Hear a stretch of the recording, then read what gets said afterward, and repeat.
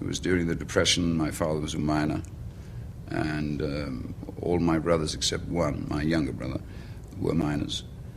And they all got out of the mines except the very oldest one, who loved the mines so much that I couldn't bribe him out. I couldn't get him. There was no way I could get him out.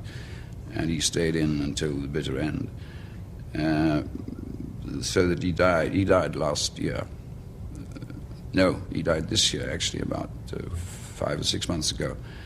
And you can imagine how tough the constitution of the family is, that with his lungs full of dust, he lived until he was 79. And he was very angry because he didn't make 80. Oh. But to have lived that long and to have worked, he went down the mines when he was 13 years old, and he came up when he was 65. And he died of the lung ailment from... Yes, pneumoconiosis. Yeah. You weren't being sarcastic when you said he loved the mines. You really, you really I didn't know anyone loved to... Oh, yes.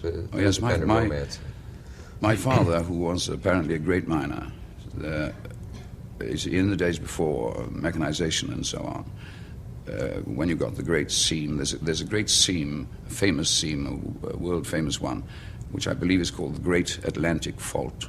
And it starts in northern Spain, in the Basque country. And it goes under the Bay of Biscay, and it comes up in South Wales, and it goes under the Atlantic, and comes up in Pennsylvania. So that if you took a Basque miner or a Welsh miner or a Pennsylvania miner, and if you could blindfold them and transport them, and they know the coal face the minute they saw it, I believe it's 4 feet 6 inches. And my father used to talk about it as some men will talk about women, talk about the beauty of this coal face. And my brothers would tell me stories about my father, who would look at the seam. My father's a very short man, an ideal height for a miner. He was about 5 feet 3 or 4, very, very powerful, of course. And he would look at the seam of coal, and he would, as it were, almost surgically make a mark on it, and then ask his boy. Every miner has a boy who works for him, and he would say, "Give me the number 2 mandrel." That's a half-headed pick. And then, having stared at this gorgeous display of black, shining ribbon of coal, he would then hit it with one enormous blow. And if he hit it right, something like 20 tons of coal would fall out from the coal face. Really? So that it was thrilling, it was exciting.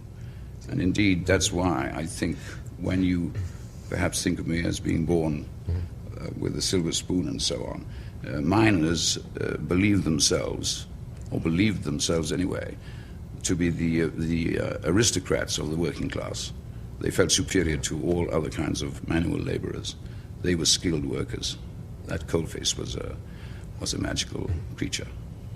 Has that all been replaced now by mechanized? Yes, you drill things now and you lost some cut of the romance. Out lumps of years. That's what your father would probably be against that. Yeah, well, he wouldn't say that. He'd say they're not miners at all now. They're just machines do the work. Machines do the work. Yes. Yeah. Did you have a fear of the mines? What I'm trying to say is, did you see yourself as that was something to escape, to get out into another world? No, not at all, no. The opposite, as a matter of fact. Everybody's ambition, every little boy's ambition in my valley was to become a miner, because there was the arrogant strut of the lords of the coalface. They had these muscular buttocks and the bow legs, and they walked with a kind of arrogance, and everybody wanted to be like a miner. Wanted to stand on street corners and look at the posh people pass with hostile eyes, and insult the girls from the doctor's daughter, the lawyer's daughter, the preacher's daughter as they passed, and insult them with these cold looks because they were the kings of the underworld. They looked down on people from below, in a sense, didn't they? Absolutely. You are clever. Oh, yes. You invert things so beautifully. You'll notice that more and more as we go along. How many days is this show going to last?